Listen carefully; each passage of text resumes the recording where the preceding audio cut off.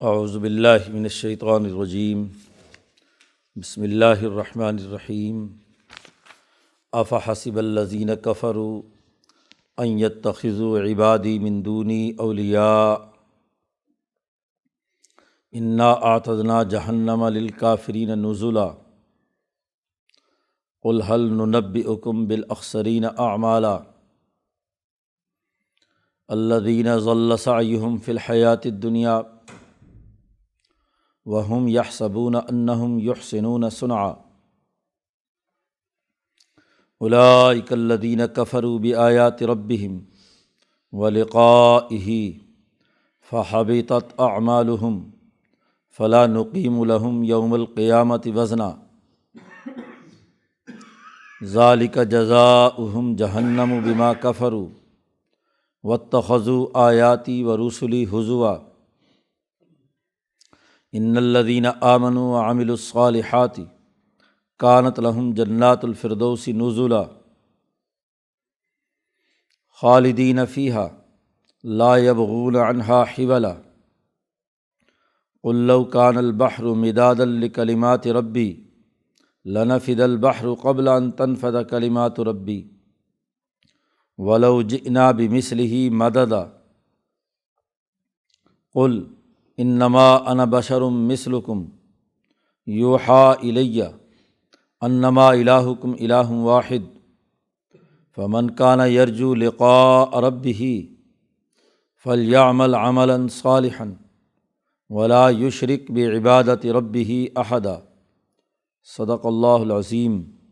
یہ سورۃ کہف کا آخری رکوع ہے۔ سورت کا اختتام ہو رہا ہے اور اس میں جو بنیادی 4 واقعات بیان کیے گئے ہیں ان کا آخری نتیجہ اس آخری رکوع میں بیان کیا جا رہا ہے۔ یہ کتاب مقدس اپنے بندے پر ہم نے نازل کی تھی، آغاز اسی سے ہوا تھا کہ سب تعریفیں اسی اللہ کی ہیں جس نے یہ کتاب اپنے بندے پر نازل کی ہے۔ اس میں کسی قسم کی کوئی کجی نہیں ہے اور یہ انسانی زندگی میں ایک بہتر نظام قائم کرنے کے لیے آئی ہے۔ انسانی زندگی کا بین الاقوامی نظام قائم کرنے کے لیے ضروری ہے کہ حنیفی تحریک کے انبیاء جو بنی اسرائیل اور بنی اسماعیل پر مشتمل ہیں، اور سابعین کے انبیاء جو دوسرے راستے سے علوم حاصل کر کے دنیا میں حقائق اور سچائی کا نظام قائم کرنے والے ہیں، ان کے درمیان باہمی ملاپ ہونا چاہیے۔ علم جس راستے سے بھی حاصل کیا جائے، بنیادی مقصد اور ہدف خدا پرستی اور انسان دوستی ہے، اللہ کے ساتھ سچا تعلق ہے، ظلم و ستم کا نظام ختم کرنا ہے، عدل و انصاف قائم کرنا ہے، جیسا کہ ان 4 واقعات میں ان کے حاملین نے کیا ہے۔ چاہے وہ اصحاب کہف ہوں، انہوں نے اپنے اعلیٰ نظریے کے لیے واضح طور پر اللہ سے دعا مانگی کہ ہیئ لنا من امرنا رشدا، ہمارے اس معاملے میں ہمارے لیے رشد و ہدایت کا راستہ، عدل و انصاف کا راستہ ہمارے لیے قائم کر دے۔ خواہ وہ اصحاب جو جنتین ہیں، باغ والے ہیں، ان کا جو تذکرہ قرآن حکیم نے کیا ہے، تو وہ کمزور اور غریب آدمی جس کے مال بھی اور اولاد بھی کم ہے، وہ سچائی اور عدل کی دعوت دیتا ہے اس جاگیردار اور مالدار باغبان کو کہ جو تکبر اور غرور کا اظہار کر رہا ہے۔ اسی طرح حضرت خضر علیہ السلام کے واقعے میں ظلم کی مختلف نوعیتیں دونوں علموں کے تناظر میں بیان کی گئی ہیں کہ ظلم اور عدل بنیادی طور پر کیا ہے اور ایک رہنما کے لیے کن امور کو پیش نظر رکھنا ہے۔ اسی طریقے سے ذوالقرنین نے مشرق و مغرب اور شمال کے تمام علاقوں میں گھوم کر عدل و انصاف کا پھریرا لہرایا اور لوگوں کی تکلیف اور مصیبتوں کو دور کرنے کے لیے انہوں نے اپنی حکمرانی کو استعمال کیا۔ 4 واقعات الگ ترتیب پارٹی سازی کے نظریے سے غاروں میں گھسنے سے لے کر اور ذوالقرنین کی حکمرانی تک سوسائٹی کے ارتفاقات اور ارتقاء اور ترقی کے یہ 4 مراحل 4 واقعات کے ضمن میں بیان کرنے کے بعد اب اس صورت کا اختتام ہو رہا ہے۔ ان دونوں راستوں میں، دونوں علم کے جو طریقے دنیا میں رہے ہیں، ان کے جو اولو العزم لوگ گزرے ہیں، ہر جگہ خرابی یہ پیدا ہوئی کہ ان اولو العزم لوگوں کو ہی لوگوں نے بسا اوقات خدا کا شریک ٹھہرا لیا۔ یہودیوں اور نصرانیوں میں عزیر اور عیسیٰ علیہ السلام، حالانکہ وہ دنیا میں اس تحریک کی بنیاد پر انسانیت کے لیے ترقی کا ایک پروگرام لے کر آئے تھے، لیکن بعد والوں نے ان کی اندھی عقیدت میں ان کو خدا کے درجے پر پہنچا کر اللہ کے مقابلے میں لا کھڑا کیا۔ اور یہی حال سابئین کا ہوا کہ ان کے ہاں بھی ان کے اولو العزم لوگوں نے، ان کے اوتاروں نے جو ان کے لیے بہتر نظام بنائے تھے، تو ان کے بعد اپنے ان اوتاروں کو ہی خدا بنا لیا۔ رام چندر جی کو خدا بنا لیا، کرشن جی مہاراج کو خدا بنا لیا، زرتشت کی پوجا کرنا شروع کر دی، وغیرہ وغیرہ۔ تو جو عمل اسرائیلی تحریک کے اندر یہودیوں اور عیسائیوں نے اختیار کیا کہ ان کے نااہل وارثوں نے سچے انبیاء علیہم السلام کو اس طریقے سے پیش کیا کہ جو گویا کہ خدا کے مقابلے میں وہ آ گئے، اور یہی کام سابئین نے کیا ہے۔ اس پر قرآن حکیم آخر میں بات کر رہا ہے، افحسب الذین کفروا، کیا کافر لوگوں نے جو اللہ کے منکر ہیں انہوں نے یہ گمان کر لیا ہے کہ ان یتخذوا عبادی من دونی اولیاء، کہ وہ میرے ہی بندوں کو میرے مقابلے میں اپنا دوست اور اولیاء بنا لے۔ بندے میرے عیسیٰ علیہ السلام، عزیر علیہ السلام، اور ایسے ہی وہ جو سابئین میں برحق انبیاء آئے ہیں جن کو میں نے ان قوموں کی ہدایت کے لیے بھیجا تھا، میرے ہی ان بندوں کو انہوں نے میرے مقابلے پر اپنا یار اور دوست بنا لیا ہے، اولیاء بنا لیا ہے، کہ اب ان کی حکمرانی ہے۔ گویا کہ اللہ کی ولایت اور حکمرانی چھوڑ کر ان کی حکمرانی کا یہ اعلان کر رہے ہیں۔ تو یہ بہت خرابی کی بات ہے۔ یاد رکھو، انا اعتدنا جہنم للکافرین نزلا، ہم نے جو ان حقائق کا انکار کرنے والے ہیں، سچائی سے دور بھاگنے والے ہیں، ان کے لیے جہنم بطور مہمانی کے تیار کی ہوئی ہے۔ نزل عربی میں کہتے ہیں کہ جب آدمی کسی جگہ پر مہمان جاتا ہے تو آتے ہی سب سے پہلے جو پانی اور ابتدائی فواکہات، پھل فروٹ رکھا جاتا ہے، اس کو عربی میں کہتے ہیں نزل۔ ایک ہوتا ہے کھانا، یا اس کے بعد اس کا مستقل قیام اور اس کی باقی ضروریات، یہ بعد کا مرحلہ ہے۔ پہلے مرحلے پہ نزل اس مہمانی کو کہتے ہیں۔ یہاں قرآن حکیم نے جہنم کے حوالے سے بھی کافروں کے لیے نزل کا لفظ استعمال کیا ہے، اور آگے آ رہی آیت کہ جو مومنین اور عمل صالح کرنے والے ہیں ان کے لیے کہا جنات الفردوس نزلا، کہ جنت الفردوس جو ہے وہ ان کی مہمانی ہوگی۔ جنت بھی ابتدائی مہمانی ہے، یہ کوئی آخری مقام نہیں ہے، اور خاص طور پر مقربین بارگاہ الہی کے لیے تو وہ تو ابتدائی ان کو فریش کرنے کے لیے ہے۔ جب وہ فریش ہو جائیں گے تو پھر اگلا مرحلہ ان کا شروع ہونا ہے۔ ایسے ہی جہنمیوں کا بھی اگلا مرحلہ جہنم کی تہہ تک پہنچنا، اور جہنم کے ابتدائی امور سے نمٹ کر، جس کو کہا اسفل من النار، جہنم کے نچلے طبقے کے اندر پہنچانا، یہ بھی ہم نے ان کے لیے کیا ہے، تیار کر رکھا ہے۔ اب یہاں جیسے عبادی کے اندر یہود و نصارہ نے جو حضرت عیسیٰ اور عزیر کو بنایا تھا وہ بھی شامل ہے، اور جو سائبین کے انبیاء ہیں وہ بھی شامل ہیں، اور ان کا طریقہ کار یہی ہے۔ بالخصوص سائبین میں تو یہ مرض بہت زیادہ رہا ہے کہ وہ ذرا سا کوئی کرامت دکھائے، کوئی اوتار ہو، کوئی اللہ کا پیغام لے کر آئے تو اس کو تو خدا بنانے میں کوئی دیر نہیں لگاتے۔ اس لیے ہندوؤں کے بے شمار خدا، دیوی دیوتا جو خدائی روپ دھار چکے ہیں۔ تو جہاں زیادہ خرابی رہی کہ بندے وہ اللہ کے تھے نیک، جیسا کہ شاہ صاحب نے فرمایا کہ لات و منات اور عزا مکہ اور حرم کے اندر وہ سب نیک بندے تھے، بعد میں ان کی کیا ہے، تصویریں بنا کر ان کو پوجنا شروع کر دیا۔ تو سائبین میں تو یہ مرض بہت زیادہ تھا کہ یہاں ذرا سا کوئی نیک اور غیر معمولی کرامت والا کوئی بزرگ بھی فوت ہو جائے تو اس کی قبر کو پوجنے لگتے ہیں، اس کو خدا بنا کر اس کے ساتھ خدائی تعلقات، کہ بس یہی سب کچھ دینے والا ہے اور باقی ختم۔ اب یہاں مولانا سندھی نے یہاں بڑی کڑی تنقید کی ہے کہ جو یہاں صرف عیسیٰ علیہ السلام اور عزیر کی بات کو عبادی کے اندر شامل کرتے ہیں، وہ کہتے ہیں یہ تو بہت محدود ہے، ہاں جی، صرف عرب ذہنیت کی بنیاد پر قرآن کی تفسیر کرنا یہ قطعی طور پر غلط ہے۔ عربوں کی ذہنیت کے مطابق تو صرف وہاں کے معاملات اور قومی سطح کے جو امور ہیں ان سے متعلق امور زیر بحث لائے گئے ہیں۔ نبی اکرم صلی اللہ علیہ وسلم تو کل انسانیت کی طرف مبعوث ہوئے ہیں، جہاں سب سے زیادہ یہ خرابی ہے کہ وہ اللہ کے نیک بندوں کو خدا بنا لیتے ہیں، ہاں جی، صابئین، ان کی طرف ہمارے مفسرین نے نہ توجہ کی ہے اور نہ اس کا یہاں پر اظہار کیا ہے۔ یہ قرآن حکیم کی آیات کو ایک محدود دائرے کے اندر بند کر دینا ہے،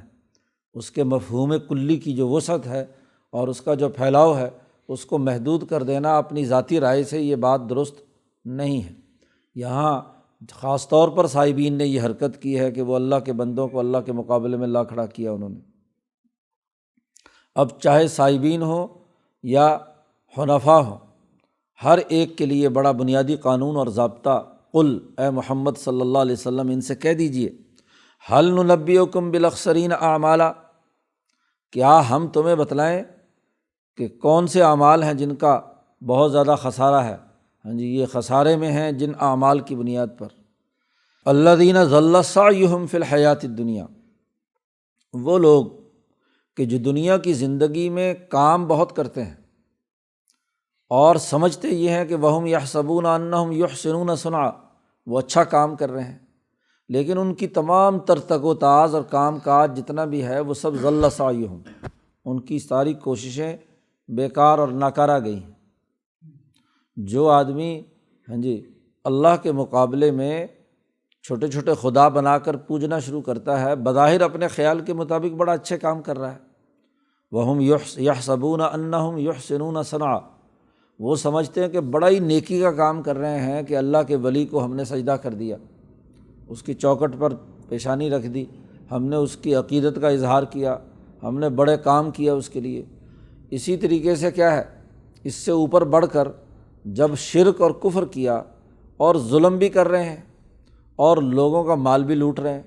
لوگوں کے لیے خدمت کا بظاہر نظام بھی بنا رہے ہیں۔ جیسے سرمایہ دار معاشروں میں سرمایہ دار لوٹتا تو قانونی طور پر ہے، اور پھر کچھ خیرات کر کے، صدقہ کر کے، کچھ غریبوں میں بانٹ کر، اس کی تصویریں کھنچوا کر سمجھتا ہے بڑا نیکی کا کام کیا ہم نے۔ بھئی پہلے ہی اپنے مزدوروں پر ظلم کرنا جرم تھا، ہاں جی، ان کو تو تنخواہ پوری نہیں دیتے، ان کی ضروریات تو پوری نہیں کرتے، اور جب ہاں جی کم سے کم تنخواہوں کے بعد پھر جو مال زیادہ بچتا ہے تو پھر وہ عید تہوار پر یا کسی وقت احسان کے طور پر بیگار لینے کے لیے اس کو کہتے ہیں جی یہ الاؤنس ہے آپ کا، یہ تمہارا جو ہے نا فلانا، ہاں جی تمہارے فائدے کی چیز ہے، اور خیرات کریں گے، دسترخوان لگائیں گے کہ جی یہ آئیں اور غریب کھانا کھائیں۔ لوٹ مار جو پہلے کی ہوئی ہے اس کی طرف کوئی توجہ نہیں ہے، تو بظاہر اپنے آپ کے خیال کے مطابق بڑا اچھا کام کر رہے ہیں، حالانکہ وہ جرم پہلے کر چکے ہیں۔ تو ضل سعیہم فی الحیاۃ الدنیا وہم یحسبون انہم یحسنون، کام آدمی غلط کر رہا ہو اور اس غلط کام کو آدمی اچھا سمجھے، اس کی کبھی اصلاح نہیں ہو سکتی جی۔ اسی لیے جو آدمی سنت کے خلاف یا شریعت کے خلاف کام کرے اور اس کو ہاں جی سنت سمجھ کر کرے تو وہ کبھی بھی کیا ہے، اس کی اصلاح نہیں ہو سکتی۔ اسی لیے جو بدعت اختیار کرتے ہیں تو وہ بدعت کو اچھا سمجھ کر کر رہے ہوتے ہیں، جب اچھا سمجھ کر کر رہے ہوتے تو کبھی بھی ان کا علاج، کیونکہ ایک آدمی برائی کو برائی سمجھ کر کر رہا ہے تو کبھی نہ کبھی اس کو توفیق ہوتی ہے کہ وہ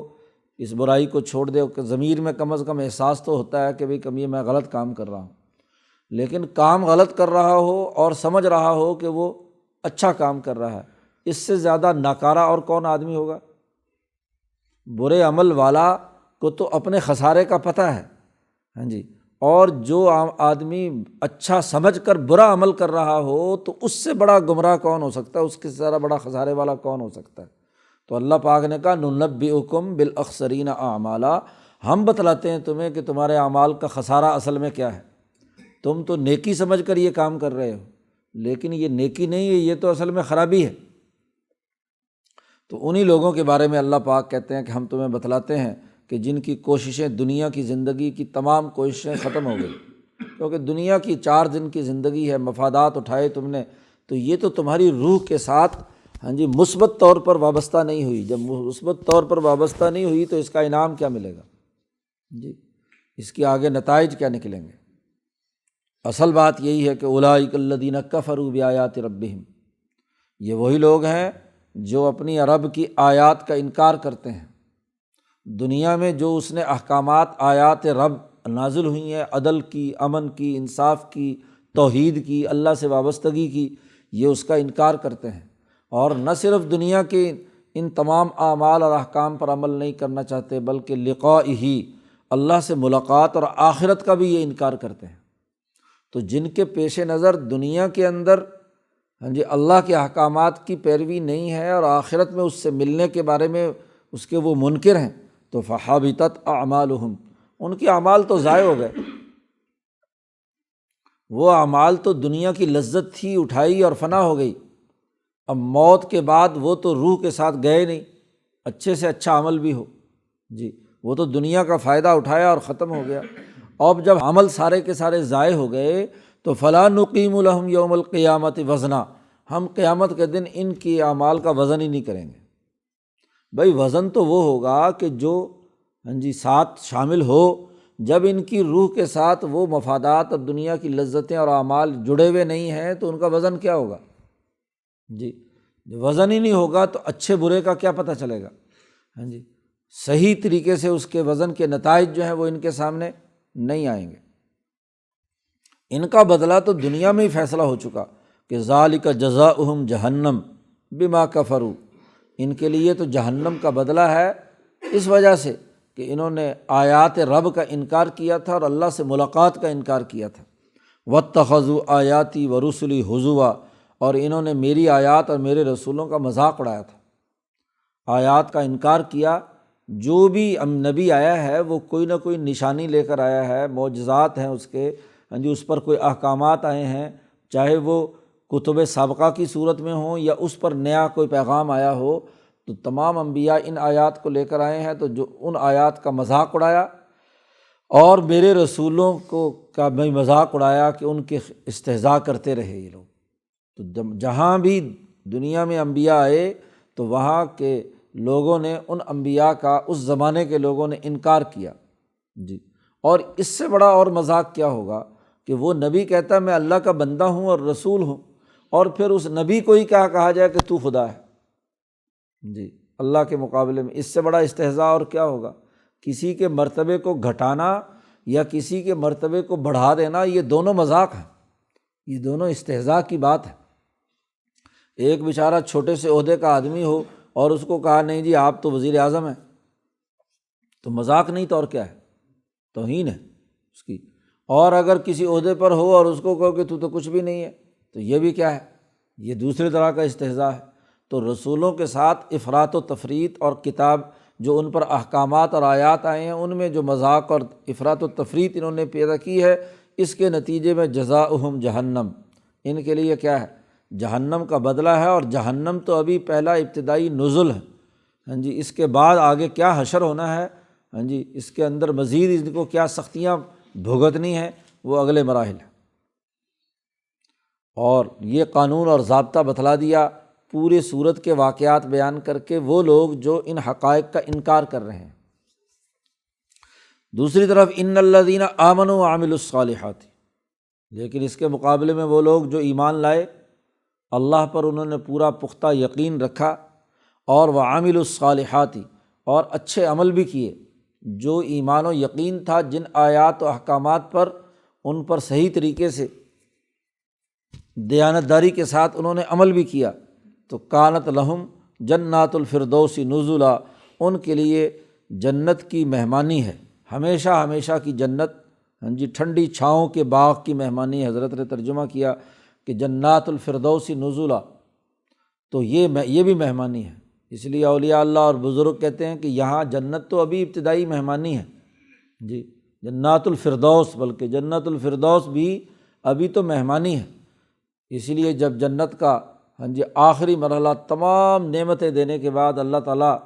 بندوں سے کہے گا، جنتیوں سے، جیسا کہ حدیث میں آتا ہے کہ مشک کے ٹیلوں پر بیٹھے ہوئے ہوں گے اور چاند کی چاندنی کی طرح تجلیات الہیہ ان کی طرف متوجہ ہوں گی، تو اللہ میاں پوچھے گا بھی اور کچھ چاہیے؟ کہیں گے اللہ میاں سب کچھ تو ہو گیا، ہر چیز، ہر نعمت، ہر دنیا، کوئی بھی ایسی چیز نہیں ہے جو ہمیں نہ ملی ہو، وہ ہمارے پاس موجود ہے، اور کیا ہو سکتا ہے؟ اللہ میاں فرمائیں گے کہ اور دیکھ لو، سوچ لو، تو جو تو اعلیٰ درجے کے لوگ ہوں گے تو ان کو تو اندازہ ہوگا، اور دوسرے لوگ کہیں گے کہ بس جتنا ہو چکا تھا ہو چکا، اب ہمیں بہت خوش ہیں اس پر۔ اللہ میاں نے کہا کہ اب میں رضوان، اپنا رضوان تمہیں دکھاتا ہوں۔ تو خود اللہ کی جو تجلی اعظم ہے، اپنی ذات کا مشاہدہ، رؤیت رب العالمین جس کو شاہ صاحب نے کہا ہے، تو یہ رؤیت رب العالمین، اور جب ذات باری تعالیٰ کی رؤیت حاصل کریں گے تو وہ باقی تمام جنتوں کی نعمتوں سے بھی بہت ہی کیا ہے بالاتر ہوگی، وہ سب بھول جائیں گے، حقیر سمجھیں گے کہ یہ تو ابھی کچھ بھی نہیں ہوا تھا پہلے۔ تو یہ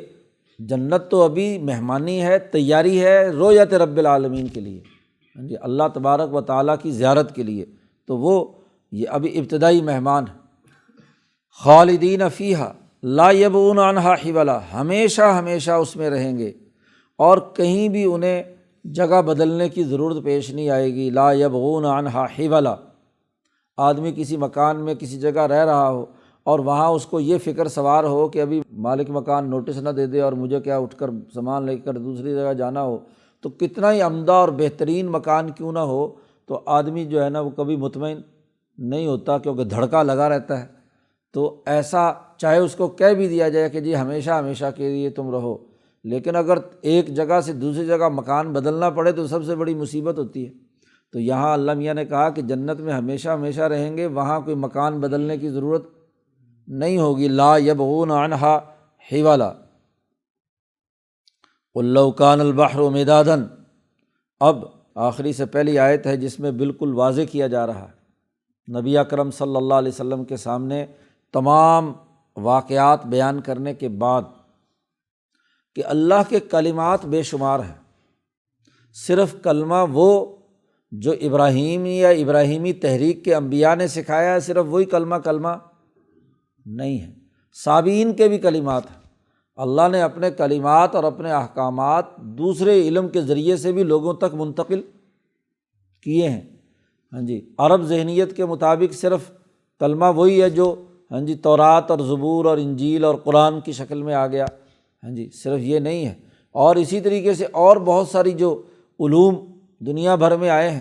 تو صرف ابراہیمی تحریک کے جو کلمات یا علوم ہیں صرف وہی کافی ہیں،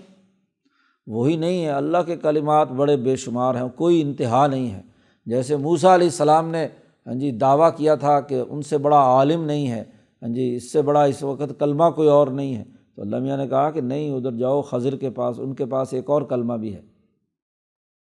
تو جیسے ذوالقرنین کے پاس، جیسے اصحاب کہف کے پاس، جیسے اس غریب آدمی کے پاس جس نے باغ والے سے مکالمہ اور مزاح کیا، تو اللہ کے کلمات کے مختلف انداز ہیں، اور ان چاروں میں بھی مختلف انداز ہیں۔ کہیں ذوالقرنین کے پاس حکمرانی ہے، کہیں خضر کے پاس روحانی اور علم لدنی کی حکمرانی ہے، کہیں کیا ہے باغ والا ایک غریب آدمی جو ہے اس کی اپنا ایک دعوت کا انداز اور اسلوب ہے، اور اصحاب کہف ہیں ان کا اپنا ایک استقامت کا 300 سال تک کا پروگرام ہے۔ تو ان میں بھی آپس میں کیا ہے مختلف انداز اور اسلوب ہیں۔ اس لیے کہہ دیجئے لو کان البحر مدادا، اگر سارے دریا اور سمندر روشنائی بن جائیں تو لکلمات ربی، اپنے میرے رب کے کلمات کو لکھنے کے لیے،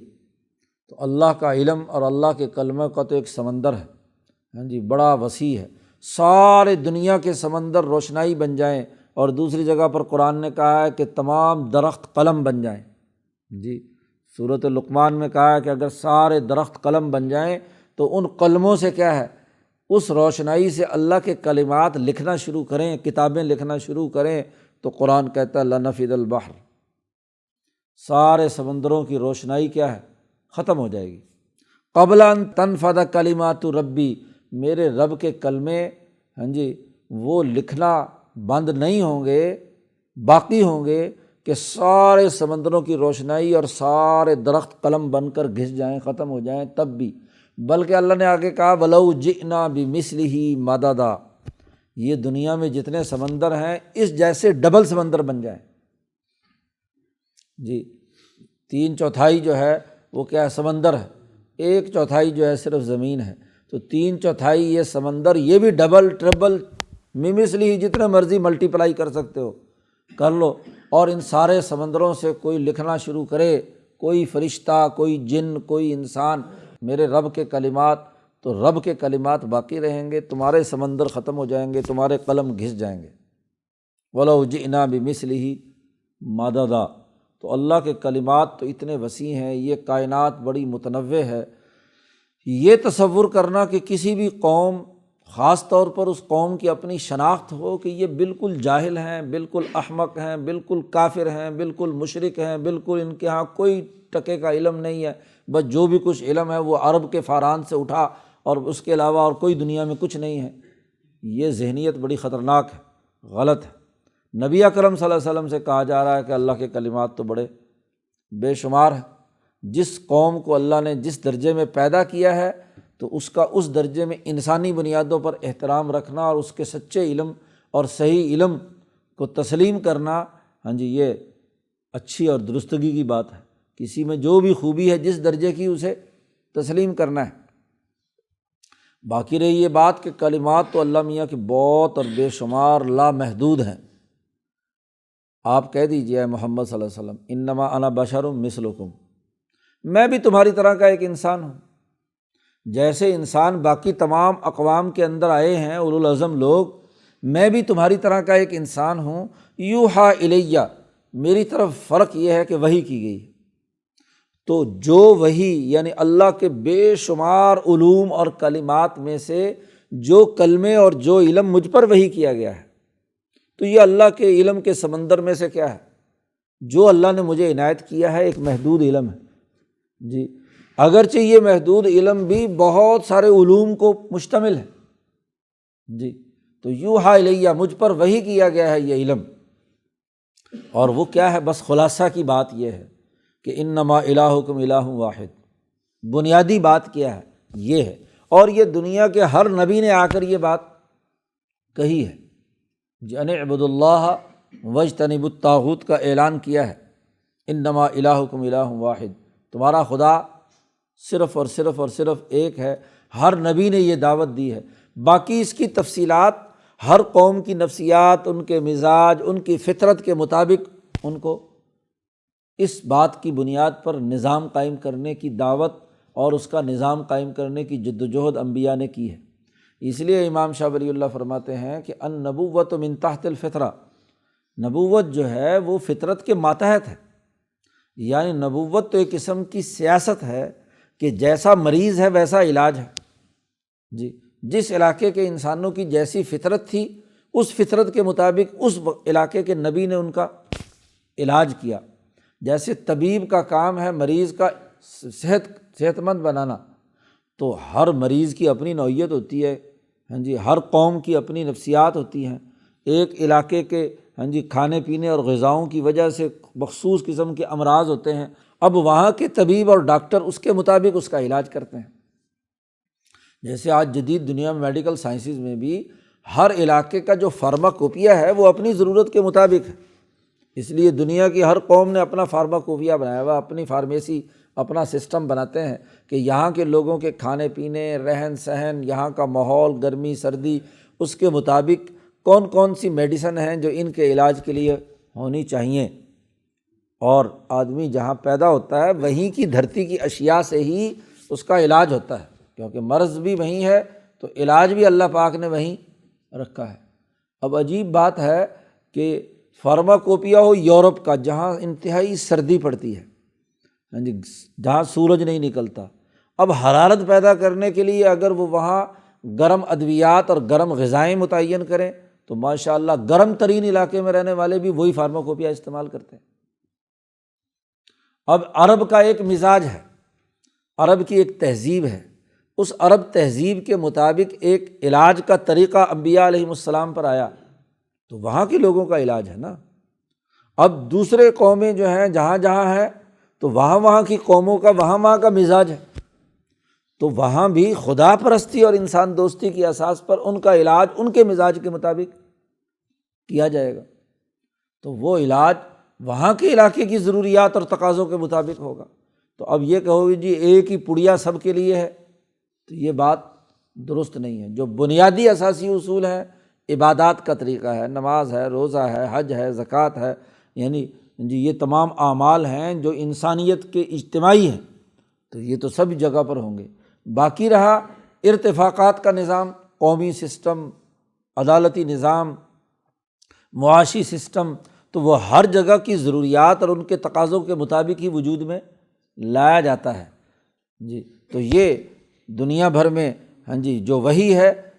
وہ تو بنیادی طور پر اس کا پیغام تو یہی ہے کہ میں تمہاری طرح کا ایک انسان ہوں، مجھ پر وحی آئی ہے، انما الہکم الہ واحد فمن کان یرجو لقاء ربہ۔ اب جو آدمی بھی اپنے رب سے ملاقات کا یقین رکھتا ہے، فلیعمل عملا صالحا، اس کو اللہ کو حاضر ناظر جان کر خدا پرستی کے نقطۂ نظر سے اچھے عمل کرنے چاہئیں، اور خدا کا حکم اپنے جیسے بندوں کی خدمت کرنا ہے، ہاں جی وہ اس کے لیے مراقبے کرتے ہیں، اس کے لیے محنت کرتے ہیں، جد و جہد کوشش کرتے ہیں، ہاں جی انسان دوستی کا نظام بناتے ہیں۔ تو دنیا کے تمام انبیاء نے یہی دعوت دی کہ انسانوں کی خیر خواہی، ان کے لیے لنگر چلائے، ان کی خدمت کا نظام بنایا، ان کے علاج معالجے کا طریقہ کار اختیار کیا۔ وَلَا يُشْرِكْ بِعِبَادَةِ رَبِّهِ أَحَدًا، اپنے رب کی عبادت میں کسی کو شریک نہ ٹھہراؤ۔ بس یہ عالمی پیغام ہے، یعنی وہی ان اعبدوا اللہ واجتنبوا الطاغوت، اللہ کی عبادت کرو، اللہ کے ساتھ کسی کو شریک مت ٹھہراؤ۔ کسی فرعون، نمرود، شداد، حامان، ظالم، متکبر، پتھر، بت، قبر کو اللہ کا شریک، حتیٰ کہ کسی نیک بندے یا نبی کو بھی اللہ کا شریک مت ٹھہراؤ۔ بس اللہ کی وحدانیت کی اساس پر انسانی خدمت کے لیے اچھے اعمال کرو، یہ بنیادی پیغام ہے۔ چاہے وہ دنیا میں اس وقت حنیفی تحریک سے وابستہ لوگ ہوں یا دنیا میں جتنے بھی سائبین کی تحریک سے وابستہ لوگ ہوں، ہر ایک کو یہ بنیادی پیغام اس کتاب کے ذریعے سے دیا جا رہا ہے۔ شروع صورت میں کہا تھا انزل علی عبدہ الکتاب ولم یکن لہ عوجا، اس کے اندر کوئی عوج نہیں ہے اور یہ قیم ہے، اور جو کجی نہیں ہے اور قیم ہے وہ یہ کہ اس نے تمام تحریکات اور تمام علوم کو جمع کر کے ایک بین الاقوامی پیغام متعین کیا ہے، اور وہ بین الاقوامی پیغام آخر میں واضح کر دیا گیا۔ تو اللہ تعالیٰ قرآن حکیم کو سمجھنے اور اس پر عمل کرنے کی توفیق عطا فرمائے۔ اللہ